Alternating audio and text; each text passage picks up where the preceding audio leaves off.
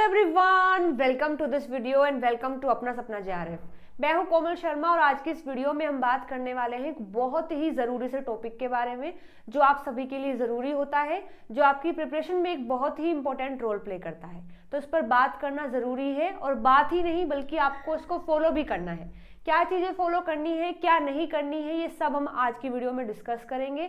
Notes बनाने हैं या नहीं बनाने हैं, बनाने हैं तो कैसे बनाने हैं और कौन से बनाने हैं, ये सब मैं आपको आज की वीडियो में बताने वाली हूँ। और लास्ट में मैं आपको ये भी बताऊंगी कि जब मैंने तैयारी की थी इस पेपर की, नेट की, तो उस दौरान मैंने कैसे अपने नोट्स मैनेज किए थे, कैसे बनाए थे। ठीक है, चलिए वीडियो शुरू करते हैं, जो जानते हैं इसके बारे में।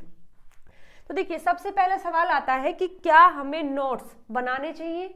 तो यदि आप CSIR नेट की तैयारी कर रहे हैं, वो कोई भी फील्ड हो सकती है, आइदर आप लाइफ साइंस से हैं, केमिकल साइंस से हैं, फिजिकल साइंस से हैं, यदि आप CSIR नेट की तैयारी कर रहे हैं तो आपको नोट्स बिल्कुल भी नहीं बनाने हैं। ठीक है, बिल्कुल भी नोट्स नहीं बनाने हैं। क्यों नहीं बनाने हैं मैं आपको बता देती हूँ। देखिएगा, नोट्स का मतलब क्या है, ये भी दो टाइप के होते हैं। नोट्स भी दो टाइप के होते हैं, एक लॉन्ग नोट्स होते हैं और एक होते हैं शॉर्ट नोट्स। एक होते हैं लॉन्ग नोट्स और एक होते हैं शॉर्ट नोट्स। आपको क्या करना है, आपको शॉर्ट नोट्स बनाने हैं, ना कि लॉन्ग नोट्स। ठीक है, क्यों नहीं बनाने हैं, देखो जिस पेपर की आप तैयारी कर रहे हैं उसका लेवल हम प्रेडिक्ट नहीं कर सकते हैं। कितना भी डिटेल में पेपर आ सकता है, कितना भी डीपली आ सकता है। तो अगर पेपर डीपली आएगा, डिटेल में आएगा, तो आपको पढ़ना भी डिटेल में पड़ेगा। और अगर आप लिखने बैठेंगे तो कब तक लिखेंगे और कितना लिखेंगे। क्योंकि देखो, इस पेपर के लिए हम क्या करते हैं, जो स्टैंडर्ड बुक होती है उनको फॉलो करते हैं। आपको पता ही है स्टैंडर्ड बुक में कितना डिटेल में चीजें होती हैं। तो अगर आप सारा लिखेंगे तो बुक में तो लिखा हुआ है ही, या फिर अगर आप किसी कोचिंग से ले रहे हैं कोचिंग, तो उसमें क्या है कि PDF आपको मिलती है, तो आप PDF से पढ़ सकते हैं। ठीक है, तो यदि आप लॉन्ग नोट्स बनाएंगे तो इसका नुकसान क्या है, आपका टाइम ज़्यादा वेस्ट होगा, कितना आप लिखेंगे और आपकी जो हैबिट है रीड करने की वो खत्म हो जाएगी। तो देखिए, करना क्या है, आपको जो भी नोट्स आपके पास है या फिर जो भी स्टैंडर्ड बुक आपके पास है जो आप फॉलो कर रहे हैं, उनको लगातार रीड करो। पूरा टॉपिक आपको रीड करना है और रीड करने के बाद उसमें जो इंपॉर्टेंट पॉइंट है वो केवल आपको लिखने हैं और उन्हीं को हम बोलते हैं शॉर्ट नोट्स। तो आपको नोट्स कभी भी नहीं बनाने हैं। वो PDF है, उनको सेव कर लीजिए। बुक आपके पास है तो बुक की PDF भी आपके पास है, बुक भी आपके पास है, तो वहां से रीड करना है। लॉन्ग नोट्स आपको बिल्कुल भी नहीं बनाने हैं। अगर आप ये बनाने चलेंगे तो देखिए, आपका टाइम भी वेस्ट होगा, आपके पास समय वैसे ही कम होता है। उसमें भी अगर आप लिखना स्टार्ट करेंगे तो लिखते ही रह जाएंगे, याद कब करेंगे, रिवाइज कब करेंगे, प्रैक्टिस कब करेंगे। तो इन सब चीज़ों को अवॉइड करने के लिए आपको नोट्स बिल्कुल भी नहीं बनाने हैं। तो फिर क्या करना है, आपको बनाने हैं शॉर्ट नोट्स। ठीक है, देखिए जैसे आपके पास मानो कोई भी आपने एक टॉपिक स्टार्ट किया है और उस टॉपिक में आपने इतना पढ़ा है, या फिर आपके टीचर ने इतना पढ़ाया है, या फिर आपने बुक से इतना पढ़ा है, आपको सारा नहीं लिखना है। इसमें से जो भी इंपॉर्टेंट पॉइंट है, जहां से पहली बार क्वेश्चन आ गए हैं नेट के अंदर, या फिर संभावना है कि आगे आ सकते हैं, केवल आपको वो पॉइंट अपने नोट्स में लिखने हैं। उनको बोलते हैं शॉर्ट नोट्स। इनका फायदा क्या है ये भी मैं आपको बताऊंगी। इनका नुकसान क्या है लॉन्ग नोट्स का, वो मैंने आपको बता दिया है। इनका फायदा क्या है वो मैं आपको अभी बताने वाली हूँ। ठीक है, तो अभी तक हमारी एक बात तो क्लियर हो गई है कि आपको नोट्स नहीं बनाने हैं, आपको शॉर्ट नोट्स बनाने हैं। ठीक है, और क्यों बनाने हैं ये मैंने आपको बता दिया है। अब बात करते हैं कि शॉर्ट नोट्स होते क्या हैं। ये हमने देख लिया है कि जो भी आपने पढ़ा है, आइदर किसी बुक से पढ़ा है, किसी PDF से पढ़ा है, सारा पढ़ने के बाद उसमें से जो इंपॉर्टेंट पॉइंट है, जहां से क्वेश्चन आ गया है और जहां से आपको लगता है कि आ सकता है, केवल आप उनको ही हाईलाइट करके लिख रहे हैं, उनको बोलते हैं शॉर्ट नोट्स। ठीक है, अब देखिए जैसे हमारा मोटिव क्या है शॉर्ट नोट्स बनाने का, हम क्यों बना रहे हैं शॉर्ट नोट्स, क्योंकि हम कम समय में ज्यादा रिवाइज करना चाहते हैं। क्योंकि हमारे पास समय नहीं है, समय कम है और कंटेंट हमारे पास ज्यादा है। अगर आप बात करें, केवल हमें 6 महीने का टाइम मिलता है अपने एक पेपर के दौरान। ठीक है, यानी कि जून में पेपर होता है तो जनवरी से जून, और इस तरीके से दिसंबर में पेपर होता है तो फिर जून से दिसंबर। ये कोई आपके पास 5 से 6 महीने होते हैं। अब आपके पास टाइम तो इतना ही है, लेकिन सिलेबस कितना है, 13 यूनिट होती हैं, और पेपर इतना डिटेल में आ रहा है कि आपको सारी ही यूनिट कवर करनी पड़ती हैं। तो अगर आपके पास कंटेंट इतना है, समय इतना है, तो कुछ तो आपको करना ही पड़ेगा। वो क्या करना है, शॉर्ट नोट्स बनाने हैं, क्योंकि ये शॉर्ट नोट्स आपकी हेल्प करेंगे कम समय में ज्यादा से ज्यादा रिवाइज करने में। ठीक है, दूसरा मोटिव ये है कि ये आपको स्टिमुलेट करता है कि आप रिकॉल कर सकें।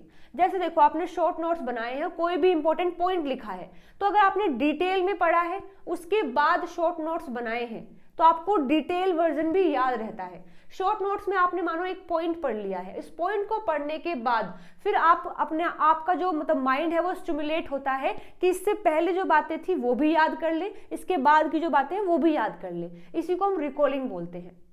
रिकॉलिंग क्या है? एक बेस्ट मेथड है कुछ भी याद करने का। यानी आपने पढ़ लिया है अच्छे से, उसके बाद आप मन ही मन में उसको रिवाइज कर रहे हैं। तो ये जो शॉर्ट नोट्स होते हैं, इनकी जो बातें हैं जो आपने लिखी हैं वो आपको स्टिमुलेट करती हैं कि इससे पहले जो हुआ था उसके बाद जो हुआ है आप उसको फिर से रिकॉल करें। ठीक है, तो इस तरीके से भी ये शॉर्ट नोट्स आपकी हेल्प करेंगे। तीसरा क्या है? Give a satisfaction of completion. मतलब मानो आपने कोई भी एक टॉपिक पढ़ा है, टॉपिक पढ़ने के बाद आप कई बार उसको याद कर लेते, लेकिन फिर भी आपको लगता है कि अच्छे से याद नहीं हुआ है, जिस वजह से आपका कंपटीशन भी, जो आपका मोटिवेशन है वो भी डाउन हो जाता है। तो ये जो शॉर्ट नोट्स होते हैं ये आपके किस तरीके से हेल्प करेंगे? यानी आपने कोई भी टॉपिक पढ़ा है, उसके शॉर्ट नोट्स बना लिए हैं, अब उन शॉर्ट नोट्स को आप बार बार जैसे रिवाइज करेंगे, रिकॉल करेंगे, तो आपको भी ये फील होगा कि हाँ ये टॉपिक मेरा पूरा हो गया है। क्योंकि कम समय लगता है उसको रिवाइज करने में, तो आप कई बार उसको रिवाइज कर सकते हैं। और जब कई बार रिवीजन होता है तो खुद से आपको महसूस होगा कि चीजें आपको याद हो रही हैं और आप उनको क्वेश्चन में अप्लाई कर पा रहे हैं। तो इस तरीके से आपको सेटिस्फेक्शन देते हैं कि हाँ आपने चीजें कर ली हैं, आपको हो गई है, याद आती हैं। ठीक है, लास्ट ये है when you right you can learn it in a better way. जैसे आप पूरा टॉपिक पढ़ने के बाद उसको लिखते हैं, छोटा करके, शॉर्ट करके लिखते हैं, तो जैसे जैसे आप उसको लिखते हैं तो आधी चीजें आपको वैसे ही याद हो जाती हैं। तो इस तरीके से भी आपकी हेल्प करता है। ये कुछ पॉइंट हैं जो शॉर्ट नोट्स मतलब आपकी हेल्प करेंगे इन चीजों के लिए, इसलिए आपको शॉर्ट नोट्स बनाने हैं।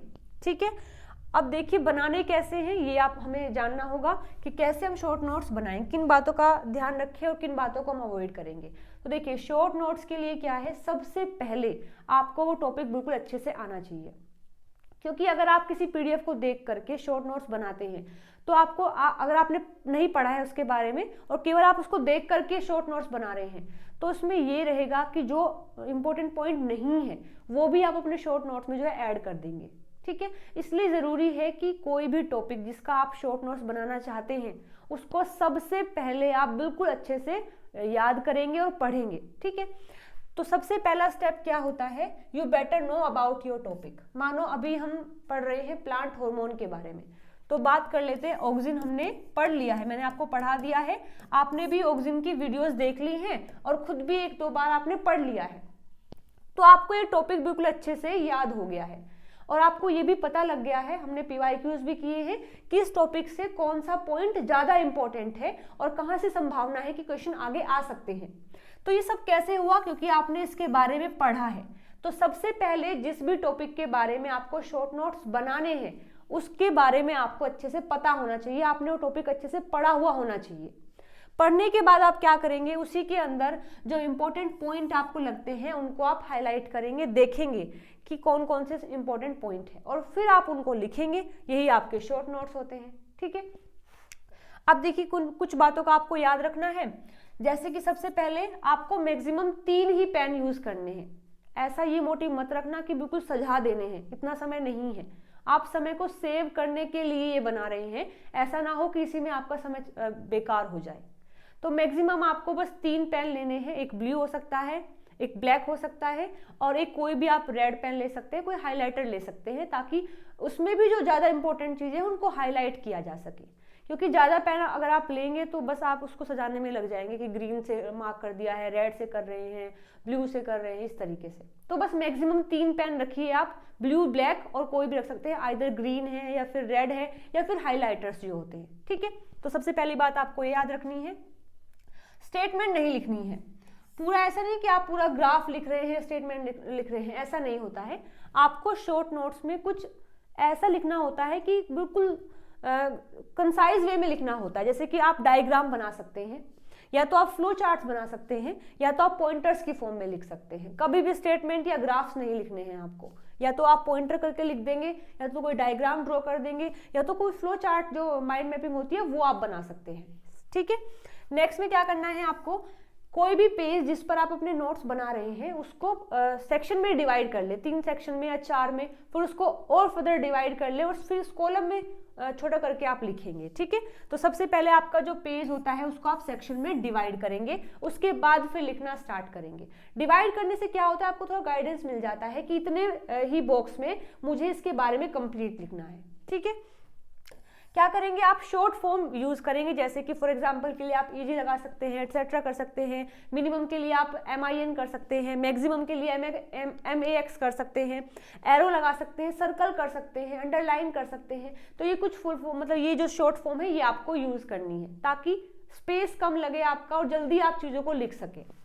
इसके बाद आपको क्या करना है, शॉर्ट नोट्स कब बनाने हैं, जैसे ही आपका टॉपिक फिनिश हो जाता है। जैसे देखो आज हमने मानो ऑक्सीजन कंप्लीट कर लिया है, मैंने आपको ऑक्सीजन कंप्लीट पढ़ा दिया है और आपने भी पढ़ लिया है। पढ़ने के तुरंत बाद आपको उसके शॉर्ट नोट्स बनाने हैं, क्योंकि अगर आप उसको पेंडिंग करेंगे, ठीक है कल करता हूँ, परसों करता हूँ, तो हो सकता है कि आप उस टॉपिक के बारे में कुछ चीज़ें भूल जाएं, और अगर आप भूल जाएंगे तो आप उनको नोट्स में ऐड नहीं कर पाएंगे, जिससे कि दिक्कत हो जाएगी। ठीक है, तो आपको अपने शॉर्ट नोट्स कब बनाने हैं, तुरंत आपने टॉपिक जो भी पढ़ा है, याद करा है, उसके बाद तुरंत थोड़ा समय निकाल के आप अपने शॉर्ट नोट्स तभी तैयार कर लें उसके।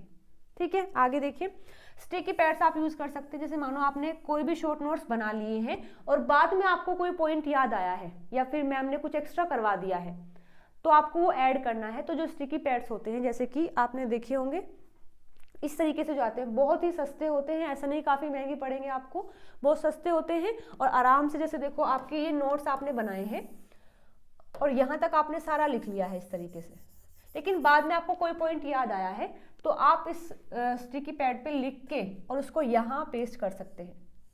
तो जब भी आप इस टॉपिक को रिवाइज करेंगे तो इस पर जो लिखा है आप वो भी साथ में ही रिवाइज कर लेंगे, क्योंकि इसमें अगर लिखेंगे आप तो फिर चीज़ें ज़्यादा कॉम्प्लेक्स हो जाएंगी, आपको समझ नहीं आएंगी, तो अलग से लिखना है इसको। ठीक है, तो ये कुछ बातें हैं जो आपको याद रखनी है। अब मैं आपको दिखा देती हूँ कि मैंने कैसे शॉर्ट नोट्स बनाए हैं। जैसे ABA एक हार्मोन होता है, प्लांट हार्मोन, तो मैंने ये टॉपिक बिल्कुल डिटेल में पढ़ा, लॉन्ग नोट्स नहीं बनाए, जो भी PDF मेरे पास है मैंने डिटेल में कई बार उसको पढ़ा, मैम से भी पढ़ा था, उसके बाद खुद भी कई बार पढ़ा, उसके बाद फिर मैंने क्या है शॉर्ट नोट्स बनाए हैं।